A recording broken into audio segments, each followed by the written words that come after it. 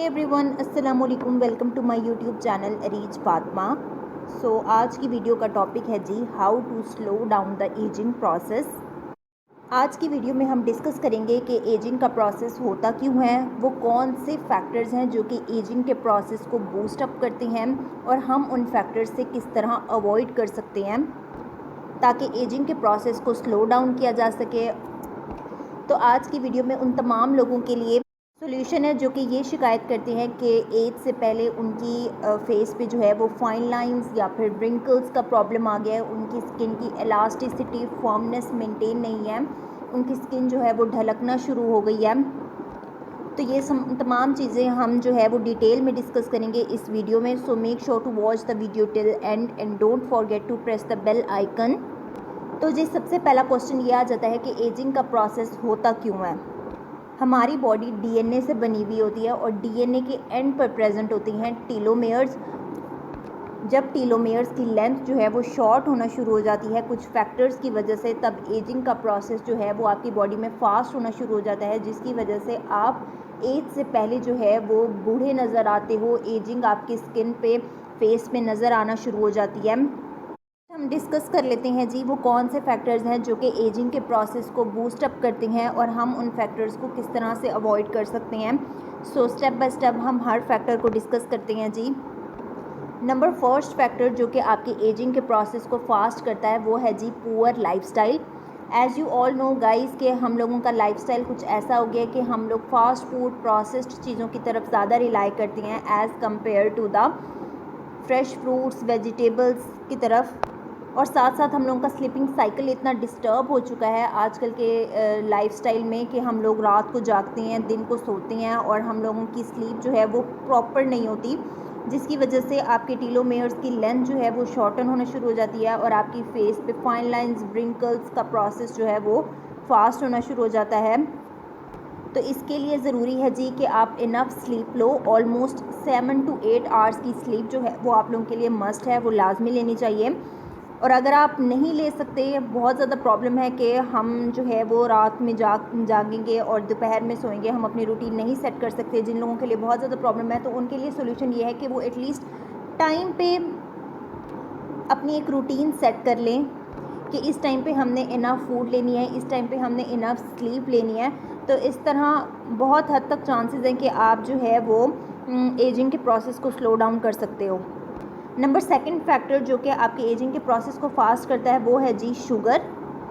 As you all know guys कि sugar जो है वो हमारी बॉडी के लिए बहुत ज़्यादा बैड है। शुगर ज़्यादा कंज्यूम करने की वजह से आपकी बॉडी में एक प्रोसेस होता है जिसको ग्लाइकेशन का प्रोसेस बोलते हैं। जब ग्लाइकेशन का प्रोसेस फास्ट होता है जिसकी वजह से आप एजिंग का प्रोसेस जो है वो भी फास्ट होना शुरू हो जाता है। तो आपने शुगर जो है वो कम से कम कंज्यूम करनी है और एक हेल्दी ईटिंग की तरफ शिफ्ट होना है। लाइक जैसे अगर आप शुगर जो है वो पहले 2 चम्मच ले रहे हो तो आपने आहिस्ता आहिस्ता कम करनी है, फिर आप 1.5 चम्मच पे आ जाओ, देन आप 1 चम्मच पे आ जाओ, देन हाफ चम्मच पे, और इस तरह जो है वो आप शुगर से कम्प्लीटली कट ऑफ हो जाओगे और हेल्दी चीज़ें जो है वो अपनी डाइट में डेली ऐड करते जाना है। इस तरह जो है वो आप हेल्दी ईटिंग हेल्दी लाइफस्टाइल की तरफ आओगे। अच्छा, एक डायरेक्ट शुगर होती है जो कि हम डायरेक्टली चाय में, कॉफ़ी में या फिर जूस वगैरह में ऐड करके ले रहे होते हैं, और एक होती है हिडन शुगर जो कि मार्केट में डिफरेंट पैकेज्ड फूड्स होती हैं तो उसमें प्रेजेंट होती है। As you all know guys कि अगर आप मार्केट से कोई भी पैकेज्ड फूड लो और उसके पीछे आप इंग्रेडिएंट्स देखो तो आपको जो है वो उसमें शुगर जो है वो लाजमी नज़र आएगी। वो किसी भी और फॉर्म में भी हो सकती है, माल्टोडेक्स्ट्रिन की फॉर्म में हो सकती है या फिर कीटो शुगर की फॉर्म में भी हो सकती है।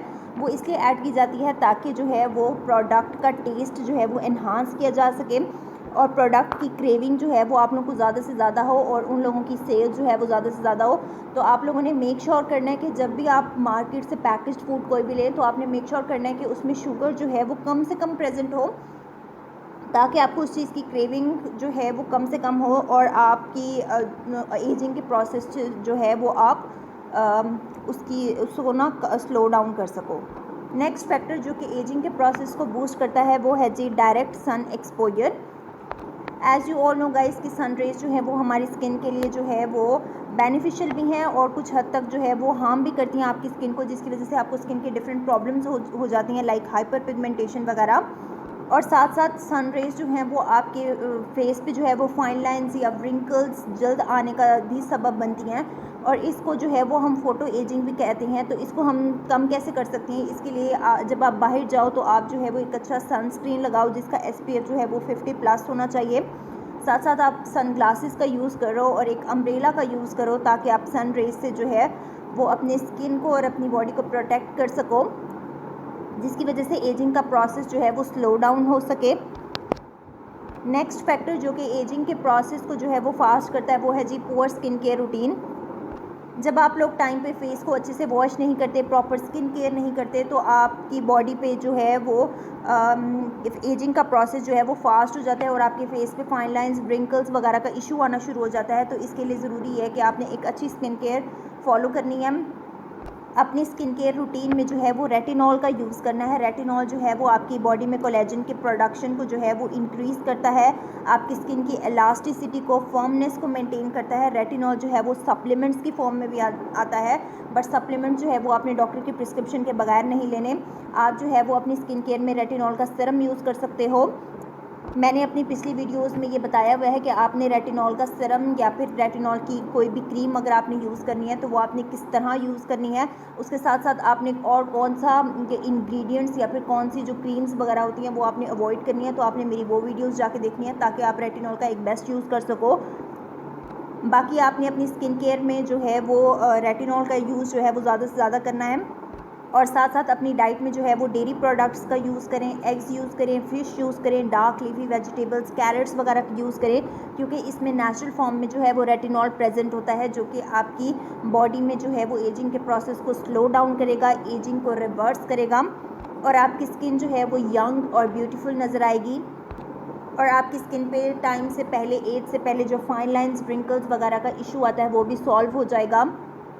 तो ये थी जी आज की वीडियो। उम्मीद है आप लोगों को वीडियो अच्छी लगी होगी, और अगर वीडियो अच्छी लगी हो तो give this video a huge thumbs up and subscribe to my channel. Thank you so much जी। अल्लाह हाफिज़।